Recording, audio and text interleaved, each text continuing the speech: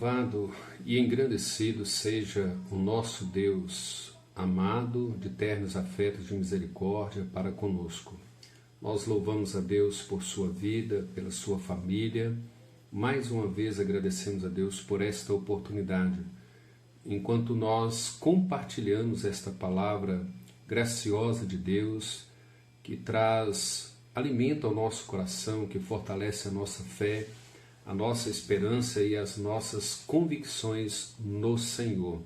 Nós somos gratos a Deus porque tudo isso tem sido bondade e misericórdia de Deus para conosco. Convido você ainda para nós estudarmos segunda carta de Pedro, primeiro capítulo, versículos 3 e 4 ainda. Visto como pelo seu divino poder nos têm sido doadas todas as coisas que conduzem à vida e à piedade, pelo conhecimento completo daquele que nos chamou para a sua própria glória e virtude. Essas duas expressões, visto como pelo seu divino poder nos têm sido doadas todas as coisas que conduzem à vida e à piedade, pelo o conhecimento completo daquele que nos chamou para a sua própria glória e virtude. Então, como que Deus concede tudo no que diz respeito à vida eterna e ao desenvolvimento, ao crescimento na vida piedosa? Ele usa essas duas expressões, seu divino poder e o pleno conhecimento daquele que nos chamou. Pelo seu divino poder, nós estamos falando não basicamente de técnicas ou de métodos que as pessoas e que muitas igrejas têm usado, algumas técnicas ou princípios de autoajuda. Vejam que as igrejas têm pensado e têm investido em métodos, em formas, em princípios que possam promover essa vida eterna e também promover essa vida de piedade. Pedro nos ensina que é pelo poder de Deus que nós vamos desfrutar ou seremos alvo dessa vida eterna e também do desenvolver uma vida de piedade. O versículo 3 ele fala claramente desse poder de Cristo, que é o poder de transmitir uma nova vida no momento da nossa salvação. O que é a nossa salvação? É o momento em que nós somos confrontados pelo Evangelho, mas nós estamos mortos em nossos delitos e pecados.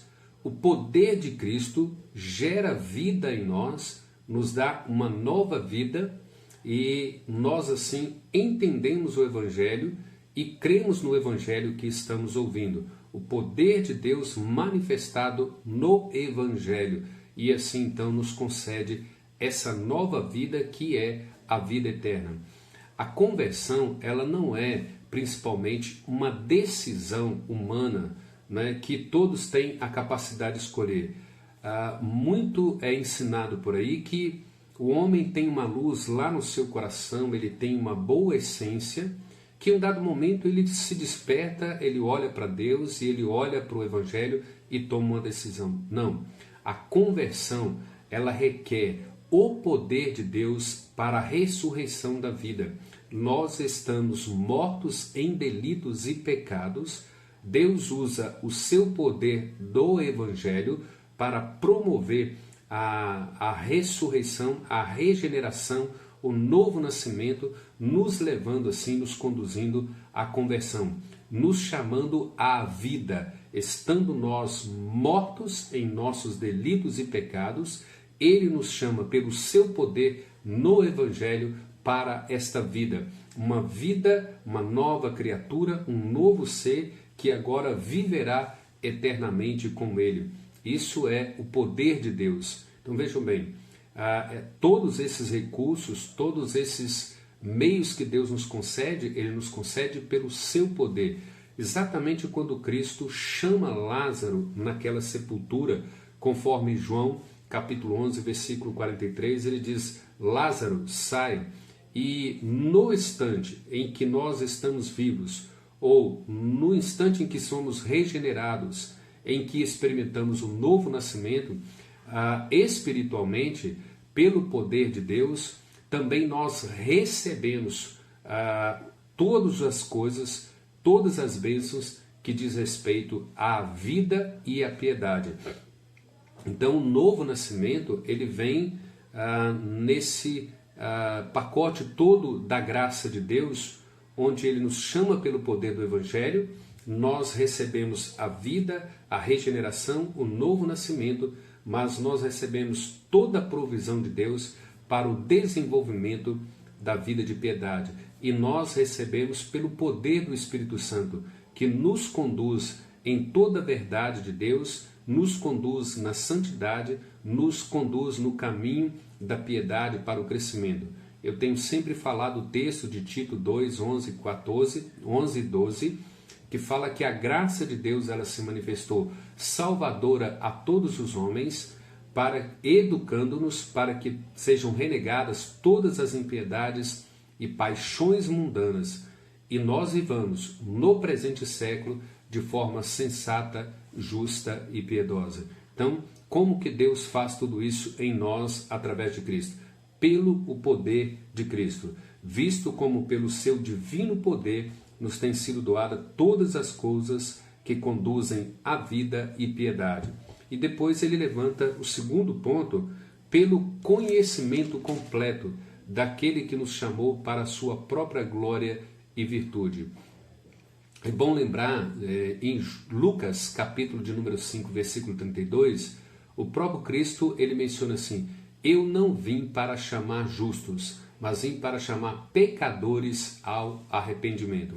Então, quando ele usa essa expressão, daquele que nos chamou para a sua própria glória e virtude, sua própria glória ou excelência, refere-se à majestade de Cristo, à perfeição moral de Cristo, de nos substituir naquela cruz do Calvário e pagar a nossa dívida e quitar todo o nosso pecado, nos resgatando do império das trevas, para que ele pudesse promover a nossa ressurreição, o nascimento ali, o novo nascimento, a nossa regeneração, e assim nos chamar por uma santa vocação, um santo chamado, é o que nós chamamos de chamado eficaz, aquele chamado que é poderoso para nos tirar do império das trevas, do estado de mortos em delitos e pecados. Essa glória e virtude de Cristo são suficientes para promover o nosso novo nascimento, a nossa regeneração e assim então nos chamar com santa vocação. Você pode confirmar isso em Romanos 8, capítulo 8, versículo 30, quando diz, começa no versículo 29, aos que de antemão conheceu, ele também os predestinou, e aqueles a quem ele predestinou, ele também chamou, e aos que chamou, ele também justificou, e aos que ele justificou, ele também glorificou. Paulo usa esse mesmo chamado também em 1 Coríntios 1, versículo 26.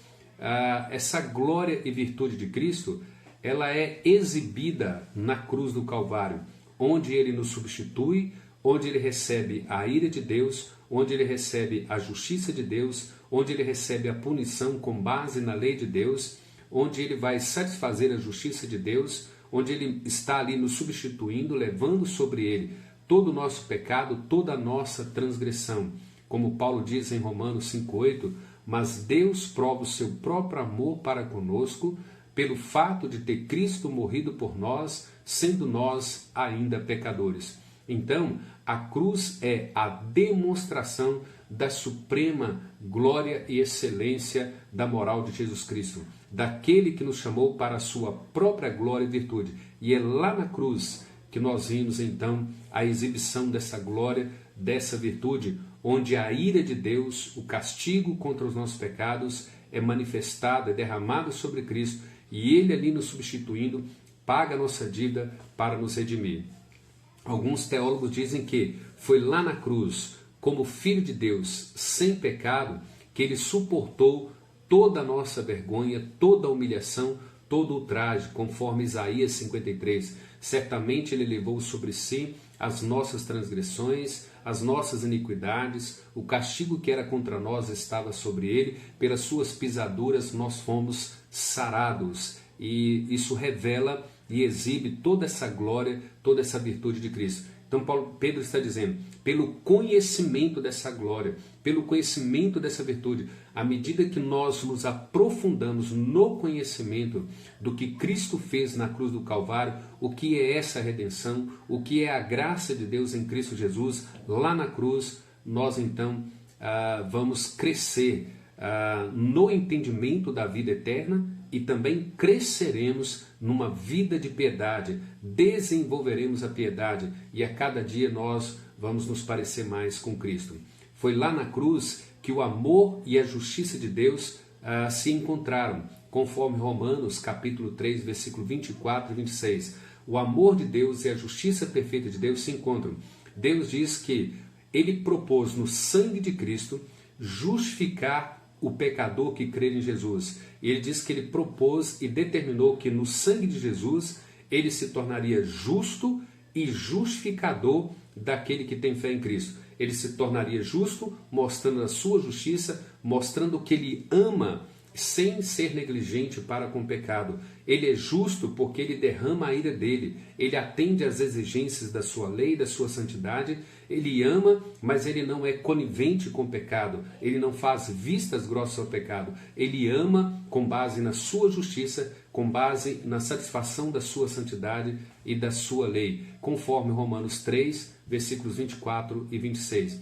É lá na cruz que vemos a glória, essa glória e essa virtude, conforme no versículo 3. 1 Pedro 2,24 fala que Ele levando sobre o seu corpo no madeiro, não é, todo o nosso pecado e toda a nossa transgressão, Ele se tornou a nossa justiça, para que nós fôssemos perdoados de todos os nossos pecados. E é basicamente entendendo todo esse ponto, irmãos, que nós começamos uma busca longa da vida para conhecer a Cristo profundamente. Você pode ver isso em Filipenses 3, versículos 8 e 10. Quanto mais nós aprofundamos no poder de Cristo, nesse conhecer a sua glória e virtude, é que nós então desenvolveremos uma vida de piedade, uma vida de convicção de vida eterna. E esse crescente conhecimento pessoal da vida de Cristo, à medida que nós crescemos no conhecimento da sua glória e da sua virtude, tudo isso nos fornece todas as coisas que nós precisamos para desfrutar de uma vida eterna no presente século e também de desenvolver uma vida de piedade para que nesse presente século nós possamos viver uma vida justa, santa e piedosa para a glória de Deus Pai.